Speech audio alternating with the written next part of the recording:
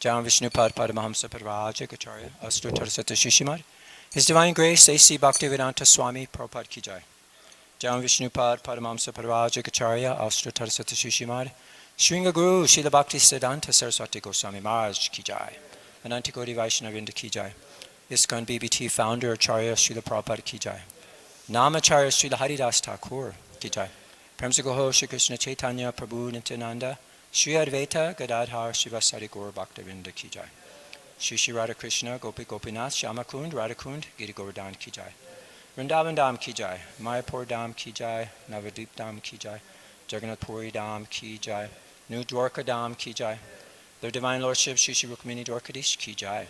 Their Divine Lordship Shri Shri Jagannath Baladev and Srimati Subhadra Ki Jai. Their Divine Lordship Shri Shri Gornitai Ki Jai. Srimad Bhagavatam Ki Jai. Jamunamaya Gangamaya Ki Jai. Tulsi Devi Bhakti Devi Ki Jai. Transcendental Book Distribution Ki Jai. Harinam Sankirtan Jaga Ki Jai. Transcendental Prasadam Distribution Ki Jai. Gaur Premananda Hare Hare Bol. All glories to all the assembled devotees. Hare Krishna. All glories to all the assembled devotees. Hare Krishna. All glories to all the assembled devotees. Hare Krishna. All glories to Shri Guru, Shri Gauranga, Guru Srila Prabhupada. Namo Vishnu Krishna Om Namo Bhagavate Vasudevaya.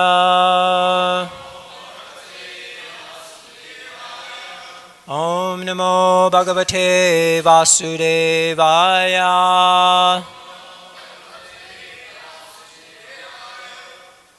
Om Namo Bhagavate Vasudevaya.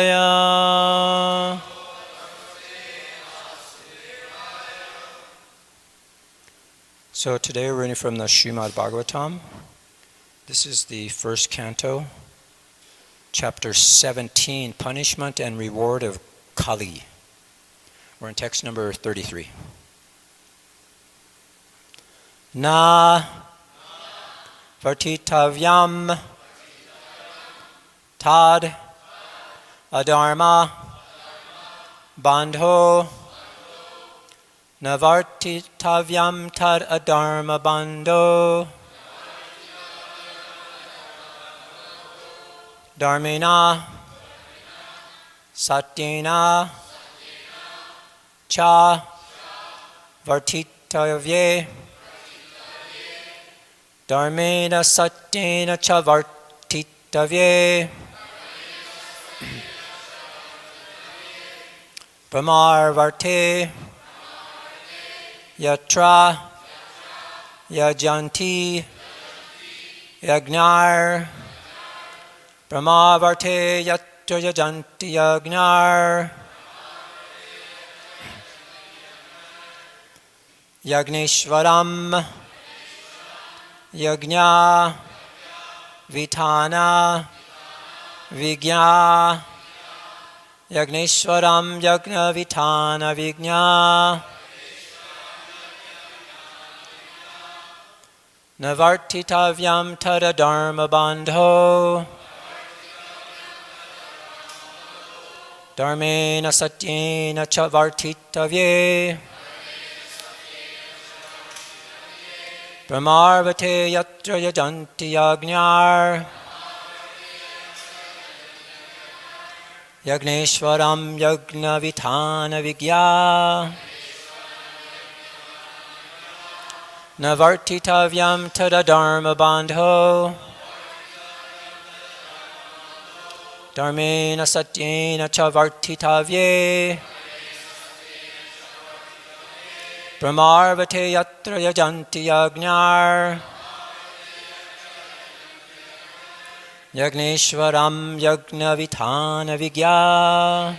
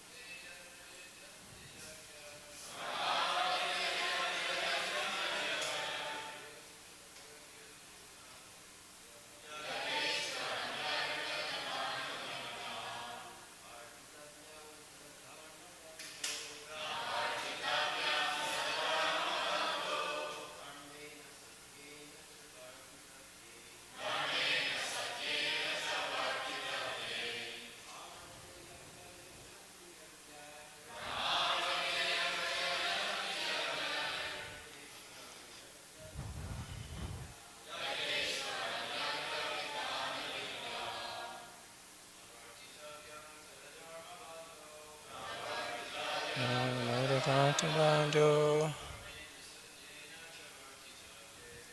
Mena Satena Sitamartitavye Udayate Dambitadhyay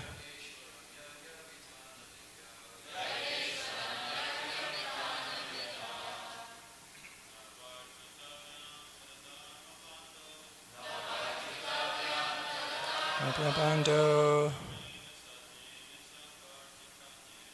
Dharmena Satyena Chavartitavye Brahmarvate Yatra Yajanti Yagnar Yagneshwaram Yagna Vitana Vigna Vaishnavis Navartitavyam Tada Dharma Bandho Dharmena Satyena Chavartitavye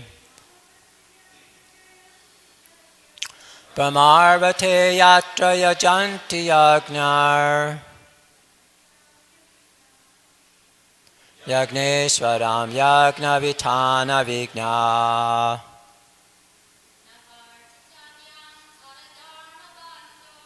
Navartitavyam Tada Dharma Bandho Dharmena Satyena Chavartitavye Brahmarvate Yatra Yajanti Yagnar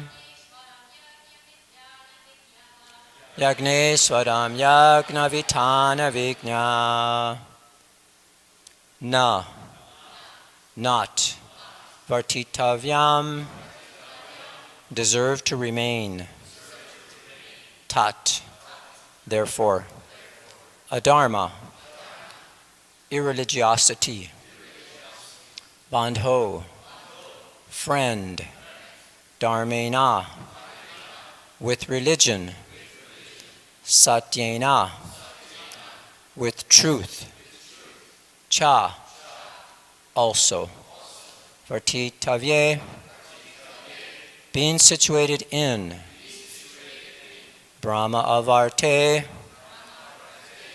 Place where sacrifice is performed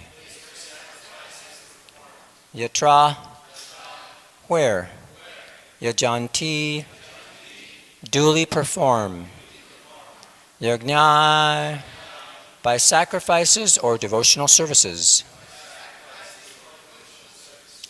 Yajna Ishvaram Unto the Supreme Lord The Personality of Godhead Yajna Sacrifice Vitana Spreading Vigna Experts Translation and purport by Srila Prabhupada Therefore, O friend of irreligion, you do not deserve to remain in a place where experts perform sacrifices according to truth and religious principles for the satisfaction of the Supreme Personality of Godhead. Please repeat. Therefore, O friend of irreligion, you do not deserve to remain in a place where experts perform sacrifices according to truth and religious principles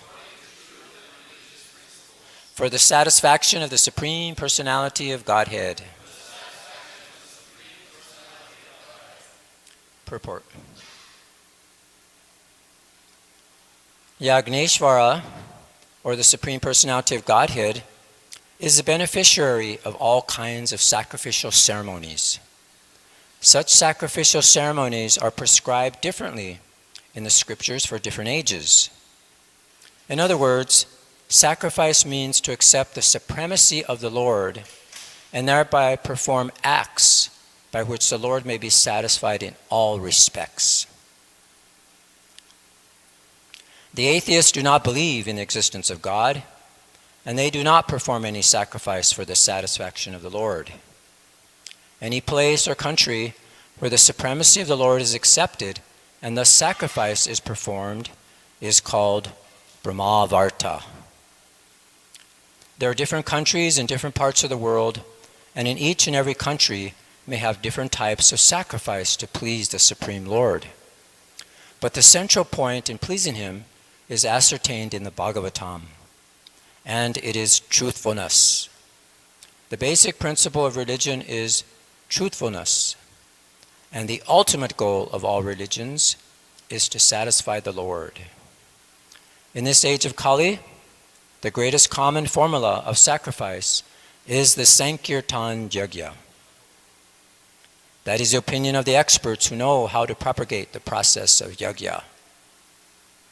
Lord Chaitanya preached this method of yajna, and it is understood from this verse that the sacrificial method of Sankirtan Yajna may be performed anywhere and everywhere in order to drive away the personality of Kali and save human society from falling prey to the influence of the age.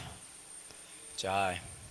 Om Gyana Timarandasya Gyananjana Salakaya Chakshusha Manitamyena Tasmai Shri Gurve Namah. Sri Chaitanya Manobhistam Sapitamyena Bhutale Swayam Upagadamayam Dadati Swapadantikam. Jai Shri Krishna Chaitanya Prabhu Nityananda Shri Advaita Gadadhar Srivasari Gaur Bhaktavinda. Hare Krishna Krishna Krishna Hare Hare Hare Rama Rama Rama Hare Hare. Vanchakopa Tubhischa Kripasindu Bevacha Patitanam Pavinebhyo Vaishnavebhyo Namo Namaham.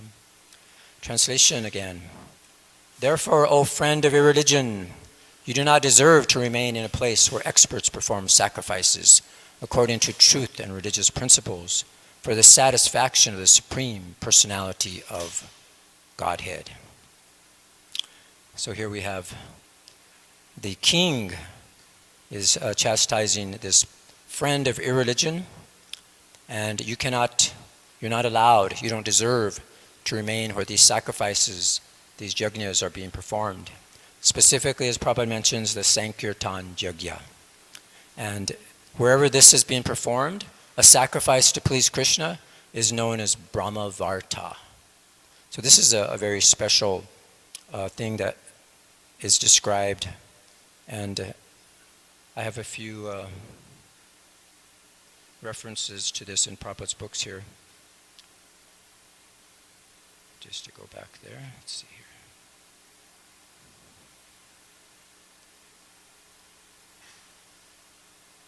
There's one in the third canto. This is a conversation between Manu and Kardama.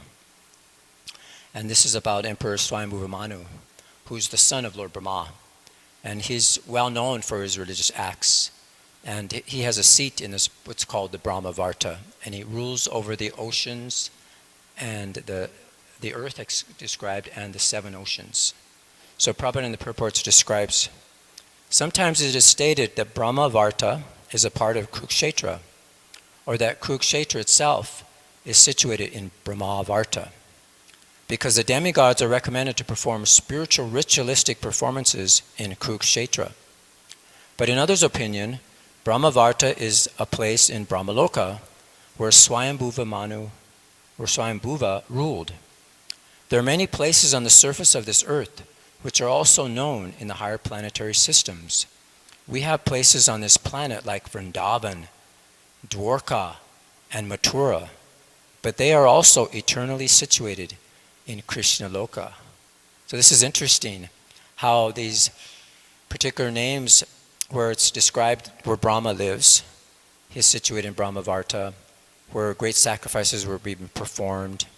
And Prabhupada relates that to these holy places that we have on this planet, like Vrindavan, Dwarka, Mathura, and actually they're like being in Krishna Loka, the spiritual world.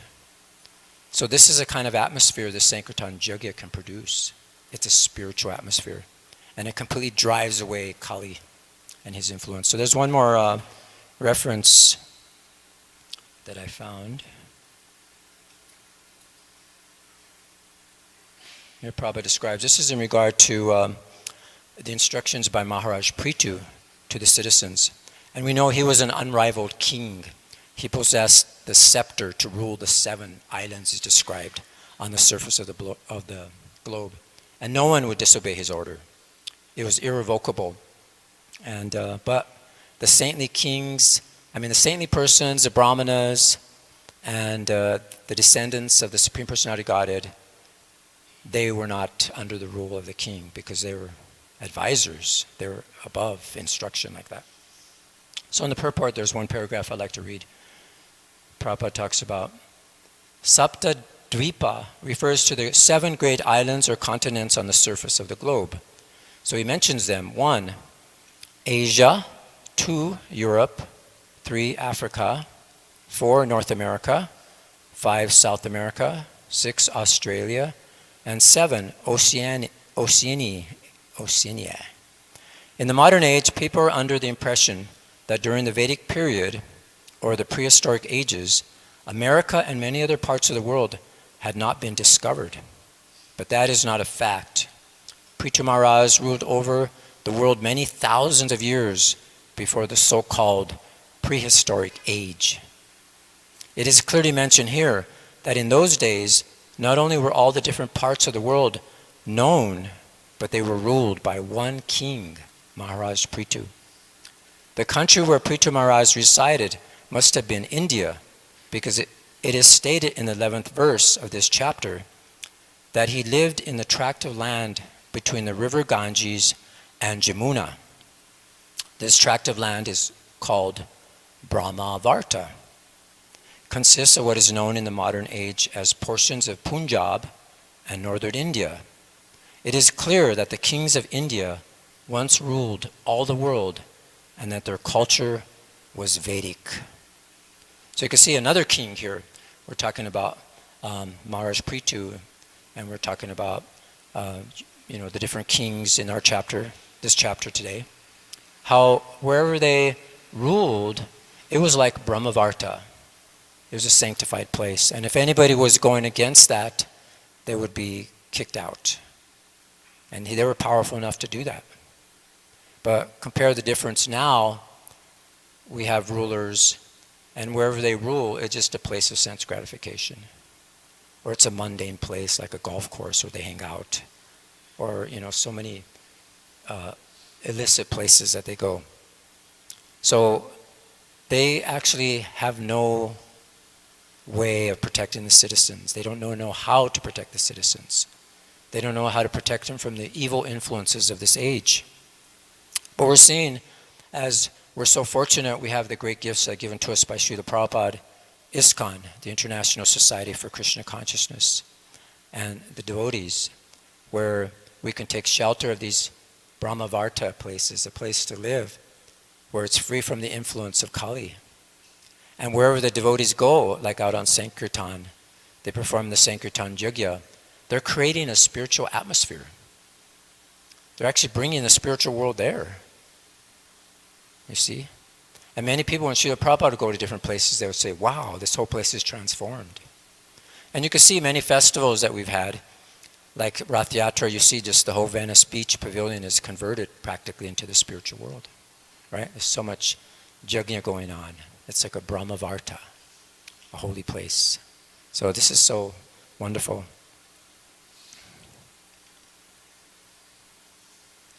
So, and then Prabhupada mentions in the purport there about the ultimate goal. And let's go back to that.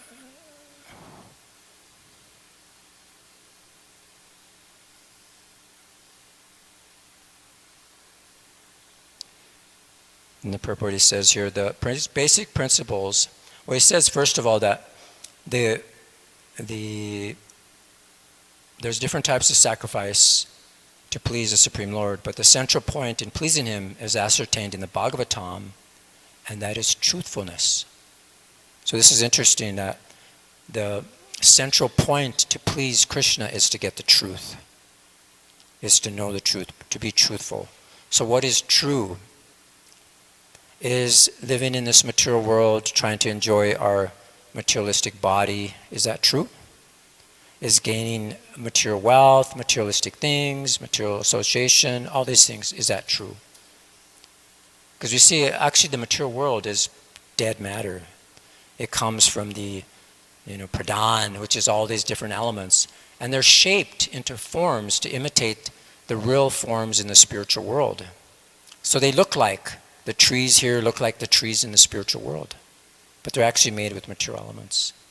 The water is made with material elements. It resembles the rivers in the spiritual world. The bodies here we have, they're materialistic. They resemble the bodies, how they work in the spiritual world. But it's not true. It's a material place, which is temporary. It's real, in a sense. We say it's illusory because it's temporary, but it's real. And we could use this place to convert this material energy into spiritual energy. And the secret is, here it's describing, is to please the Supreme Personality of Godhead. So it says here that the main thing is truthful, so we want the truth. We don't want to be lied to about who you are, where you're going, and ultimately what the goal of life is. So depending on your consciousness, where you're at, there's different dimensions that you can elevate to. And it describes in the Bhagavatam, there's artha, kama, moksha, all these different things, and then you get it to liberation. So we have, in society, we work from Monday through Friday. We're doing our kama, our work, our special work, which is our dharma, where we're practicing this dharma Monday through Friday. And then we get our payday actually on Friday. That's our artha. We get something. And then here comes Saturday. That's our kama. We get to enjoy, at the weekend. Yay, we could just enjoy. And then after we, burn ourselves out on Saturday, wake up the next morning, Sunday, burned out. Oh man, I got to go to church. Let's get liberation, moksha. So this goes on and on. It's like, the spinning wheel, back and forth, like the dog chasing its tail, trying to enjoy in the material world, just on and on and on. So this is what's happening in the material world. And we see what's such a great example that in the story of Dhruva Maharaj. He was he was considered to be a sarva kama. He wanted like the greatest wealth, the best place, everything. He wanted to just show his father and his grandfather and everybody that I want the best. And he was given the process, and by the mercy of Narada Muni, he got that plus more. And then he realized himself that this stuff is just useless. It's like I was looking for broken glass, but I found a gem, and I don't want anything else but Krishna. And then we see when Dhruva Maharaj got older, he was a king ruling, and his brother got killed by the yaksha. And he, as a king, he's meant to give justice. So he went out and started to slaughter the yakshas. And he got so angry that the angry is like very addicting, and it's very hard. But even a great personality like this can be covered over by this material energy. So he got covered over with anger, and he started to slaughter their entire race. He was about to enter the city and destroy the entire city of the yakshas. He was that powerful. This is how powerful the kings were in those days. But yet, because he was a devotee and he had respect for, advanced devotees and his mentors, or we could say like that, he was Swayambhuva Manu. He came to him and preached to him and said, "No, you're going too far. This is too much for you. You can't do this. For one person who killed your brother, you're slaughtering all these yakshas, which didn't have anything to do with it." So he actually calmed down, and actually Kuvera is the father of these yakshas. I mean, it's his race. So, Swayambhuva Manu told him, "You're offending Kuvera. This is his, his family." And Kuvera is like the king of kings. He's the one who makes kings king, because unless you get the blessings of Kuvera, you can't become a king. He gives unlimited wealth, so many things to people. So he's very, very, he can give blessings in that way. So he was so pleased by Dhruva Maharaj that he appeared before him. And even though his family was being slaughtered, he was very happy that he stopped fighting, and he wanted to give Dhruva Maharaj a benediction. He said, "Take anything you want." So we see here Dhruva Maharaj, who wanted, the most of anything in this material world, asked by the King of Kings, what would you like? He told him that, actually, all I want to do is remember the Supreme Personality of Godhead. Never forget Him. And this is actually the ultimate goal. This is the real goal of life. And it's so nicely described where Dhruva Maharaj here, I'll quote this. This is the verse where he asked for benediction from Kuvera. And Dhruva Maharaj, it says, that elevated, most pure devotee who was an intelligent and thoughtful king begged that he might have unflinching faith in and remembrance of the Supreme Personality of Godhead. For thus a person can cross over the ocean of nescience very easily, although it is very difficult for others to cross. So in this purport is where Srila Prabhupada brings up these different types of benedictions we can get according to our consciousness. And that's like we described about economic development, sense gratification, ultimate liberation. 4 types of benedictions. But Dhruva Maharaj, he wanted a benediction that would surpass even the highest Purushartha, which is liberation. And Prabhupada writes in that purport, he says here, he wanted the benediction that he might constantly remember the lotus feet of the Lord. This stage of life is called Panchama Purushartha. When a devotee comes to the platform of Pancha Purushartha, simply engage in a devotional service to the Lord, the 4th Purushartha, liberation, becomes very insignificant in his eyes. Srila Prabhupada Saraswati has stated in this connection that for a devotee, liberation is a hellish condition of life.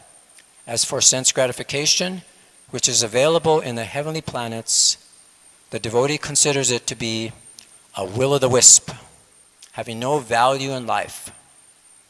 Yogis endeavor to control the senses, but for a devotee, controlling the senses is no difficulty at all. The senses are compared to serpents, but for a devotee, the serpent's poison teeth are broken. So this is where Prabhupada talks about this. Srila Prabhupada, he analyzed all these different kinds of benedictions and how he declared that for a pure devotee, they're no significance at all. And it's described here, Dhruva Maharaj was also a Mahabhagavata, or a first-class pure devotee, and his intelligence was very great, Mahamati. Unless one is very intelligent, one cannot take to devotional service or Krishna consciousness. So this intelligence is very important. And how can one be intelligent if he doesn't know the truth or accept the truth? So all your activities and everything is based on a lie or based on falsity. How is that considered intelligent?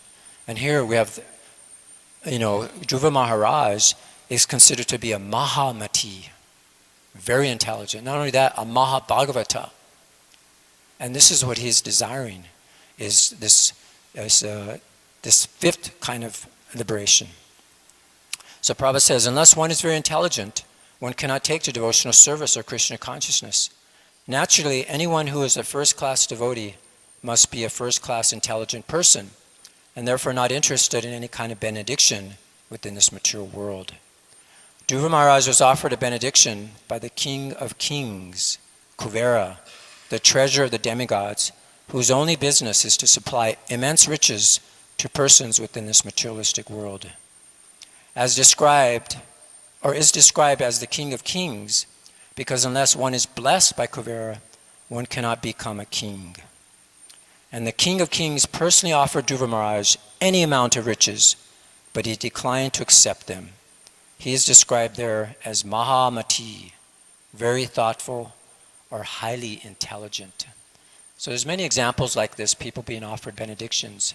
And we see according to their consciousness, they would desire certain things. But we see all the advanced devotees would want the highest thing. And we just had the appearance of Srimati Radharani, and we're talking about how these great personalities were in association with the devotees like Uddhava, and he realized what a great devotion they had.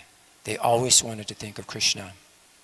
And it's interesting how when he came to meet the gopis were so much reminded of Krishna because he looked a lot like Krishna, so they wanted him to stay longer. So he stayed, and then when he was about to leave, these elevated devotees asked Uddhava Maharaj, who wanted to be a blade of grass at their feet, because he thought himself so unqualified to be in their association practically. But the gopis, they approached him and asked him for benediction. And they were saying, can you please benedict us so that every thought that we have or every word that we speak is always about Krishna. And all our activities are just centered around Krishna. So they're just showing these great elevated devotees are wanting benedictions like this. And we may think that just like Dhruva Maharaj is asking Kuvera, who is the king of, is like the treasure of the demigods, he's asking for practically pure devotion also from a king. So we might think, well, how is he? Is he like a pure devotee? Can he give benedictions? But actually the demigods, they're empowered. They have a lot of pious activity and they're meant to help the devotees. Just like the gopis would pray to Katyayani to have Krishna as their husband. They may not personally be pure devotees, but Krishna will empower them to bless. They can get these blessings from devotees. They're devotees. Similarly, we go out on Sankirtan. We may not be pure devotees, but we're representatives of a pure devotee. And you could present Krishna. You could change the atmosphere. You could give them the association of pure devotees. So we as devotees must also become truthful to ourselves. That means it's through this chapter we're finding how to follow the regulated principles of freedom. Chanting 16 rounds very sincerely. Even chanting, we may think, we're chanting and thinking of something else, or trying to chant to gain something material. Whether it be fame, subtle, or something for payment, whatever. So it has to be pure. So this is so important. So, and then I'd like to talk here about this highest platform. It's described, and you read through Srila Prabhupada's books, and how we could get to that highest platform. This is in the Chaitanya Charitamrita, and this is from the Madhya Lila 9, when Sri Chaitanya Mahaprabhu travels all the holy places. And this is the verse says, when one comes to the platform of loving service to Lord Krishna, by executing these 9 processes, beginning with hearing and chanting, he has attained the 5th platform of success and the limit of life's goals. So this is it, loving service to Krishna. So again, Prabhupada talks about these different levels of economic development, sense gratification. And then he quotes a quote from the Srimad Bhagavatam, which is very famous, Dharma Proyijita Kaitavo, that completely rejecting all religious activities which are materially motivated. No cheating. This Bhagavad Purana propounds the highest truth. And it's relished and understood by the devotees who are pure in heart. So this is our program. We be true to ourselves and we become pure so that we can actually understand and appreciate this Bhagavatam. One more verse. Love of God is so exalted that it is considered to be the 5th goal of human life. By awakening one's love of God, one can attain the platform of conjugal love, tasting it even during the present span of life. That's very powerful. So, yeah. Prabhupada talks about this as the 5th dimension. There's a lecture that he gave in Montreal in 1968. And here I'll just read this short paragraph. Sridhar Swami, a great commentator on the Srimad Bhagavatam, says, Atra moksha, moksha bishanti api nirastam. Oh, the Srimad Bhagavatam is above the idea of liberation. So unless we come to that platform, pancha purushartha, the 5th dimension. So here again, Prabhupada talks about dharma, the 1st, artha, the 2nd, kama, 3rd, moksha, 4th. And devotion is the 5th platform, adhokshika. There are different stages of understanding: pratyaksha, paroksha, aparaksha, adhokshaja, and aprakrita. So this is our ways of understanding, our different levels of consciousness. And Prabhupada says the ordinary understanding, direct perception, is called pratyaksha. Now, higher than that is called pratyaksha understanding, is higher than pratyaksha is paroksha. Means to gather knowledge from higher authorities. And above that, aparoksha realization, and above that is adhokshaja. Adhokshaja means beyond the understanding of these material senses. And above that, there is aprakrita, completely transcendental. So the bhakti is on the transcendental platform, beyond adhokshaja. So just see the type of consciousness, the type of platform, and different dimension that we can be on, even in this life. It's described here. So that's very nicely described. So I'd like to just end with a nice story that was given by Navayogendra Swami one time. He was here in LA. And it talks about how these pure devotees, they're not interested in anything material. So there's this husband and wife. He said this actually took place in Kali Yuga sometime. It was these pure devotee couple in South India. And their names was Ranka and Banka. And they were very, very poor.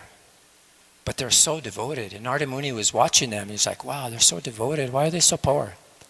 So he went and complained to Krishna. And he said, you know, it seems like you're giving non-devotees a lot of things, but you don't give your devotees anything hardly. Why are these devotees suffering? They're such pure devotees. And he said, no, Narada, it's not like that. It's like, you know, devotees, they don't want anything material, so that's not their desire. And Narada says, I knew you were going to say that. You just don't want to give them anything. So he says, no, I'll show you. Okay. He says, oh, you want me to give them something? He goes, yeah, give them something. So he said, okay. So when they would walk, they would go to the town or the village. The man would always walk in front and the woman would be behind, and she would be covered, you know, because of the Vedic culture, chaste. Because they knew the woman's face is like, can attract a man, and, you know, they both fall down. So she was like that, and then she would stay a distance because they were too shy to associate in public together. So he would walk ahead. So as he was walking ahead, Krishna put a big pile, like a little mound of gold coins on the path. And then Ranka, he saw these, and he goes, oh, if my wife sees these, she might think, oh, look, Krishna's given us all these gold coins. And then she's going to want a house, and then we're going to have to get furniture, and all these things, and we're going to have to, and then our focus would be away from Krishna. So he said, no, I should probably cover this up. So he started getting dirt and covering up the gold coins. But before he finished, he was like, his wife had actually came. He was like, oh no, you know, she's going to see these. So his wife was saying, what are you doing? Why are you putting dirt on dirt? So you see, she was completely transcendental also. He was thinking that she was going to be attracted to the gold, but she just saw it non-different as dirt. So this is an example of pure devotees. And this is why they don't really want anything in the material world. They're on a different dimension we can't imagine.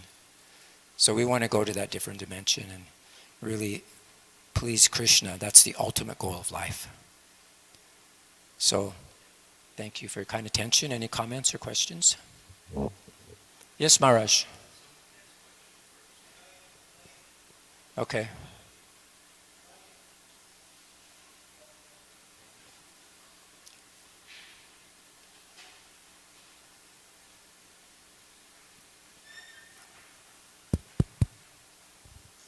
Anybody else? Maharaj is letting someone else go first.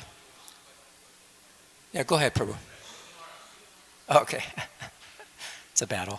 First of all, thank you very much for a very enlightening class, especially dealing with the subject of pure love of God. Thank Nothing you. can be better than that. Sometimes we go out on a tangent. Big subject. And we never get back. So, but you stuck to your guns, so to speak, and I was very happy to hear it. Yeah, spoke. It's on, I think. It is on. Put it closer to your mouth, Maharaj. What, is it all right now? Can you hear? Yeah, keep Okay, it close, so yeah. I just wanted to mention just a few points, and that is you were comparing the material world with the spiritual world, and that actually the material world is a reflection of the spiritual world, but of course we know that it is a perverted reflection. Yeah. It's twisted, it's not exactly the same, and yet there are certain similarities to it. Yeah. So one of the things in the spiritual world that you don't find in the material world is, for example, you have kalpavriksha trees. A kalpavriksha tree is a desire tree. So, for example, if I go to a mango tree here and and there's no mangoes on it, and I say, "Mango, I want a mango. Come on, mango." Nothing's going to happen. You have to wait for its season, and when the season comes, then the mango comes. Okay, but in the kalpavriksha, you just have to beg for it. I want a mango, please, and boom, there's a mango, and not only mangoes, but other things. If you want honey, you can have honey. So things come immediately, instantly. Unlike here, you have to learn patience. You have to learn to endure. You have to wait for the proper time for it to come. Whereas a devotee who's already achieved patience, already achieved control, he can receive immediately because he is already attached to Krishna, and being attached to Krishna, he will not get attached to that mango. He will see the mango as an embodiment of one of Krishna's creations. Everything he sees in relation to Krishna. And similarly, the cows. Cows cannot give milk unless they've had calves, and then the calves, they take the milk. Whereas in the spiritual world, we have a Sarabi cow. The Sarabi cow gives instantly, at once, at request. Again, for the same reason. Everyone is there to serve. And who do you serve in the spiritual world? You serve the devotees of Krishna. So therefore that cow loves to give milk immediately to the devotees, and the kalpavriksha tree wants to give whatever, because everyone is in a service mentality. And that's what we have to try to emulate and try to, whenever we get an opportunity to give some service, we should jump on it and utilize it not only for our own benefit, but also the person who receives it. When he receives it with our love, he also takes benefit of that love, and also may be encouraged to want to do the same thing, give that love in that way. There was one other point that I had, but it slipped my mind. Oh yes, you were mentioning the fifth, if I can remember, the fifth the liberation. You mentioned the different five kinds of liberation, and basically. And you mentioned through your story that the liberation is not so important. What is more important is developing just pure love for the lotus feet of Krishna, and always feeling that whatever you're doing is inconsequential and unimportant in terms of what the Lord deserves. The Lord deserves a mountain of mercy of what we can give, but our feeling is that I've given nothing, because compared to what the Lord has given me, I'm like a beggar trying to give the Lord some of this wealth, so to speak. So I'll just finish this point. So the important point is that like Sarvabhauma Bhattacharya, he was talking to Lord Chaitanya, and he mentioned that these different kinds of liberation basically are not very important, although 4 of them have value, and 4 of them can be used by the devotees, such as Salokya, which is going to the planet and doing service for the Lord there, or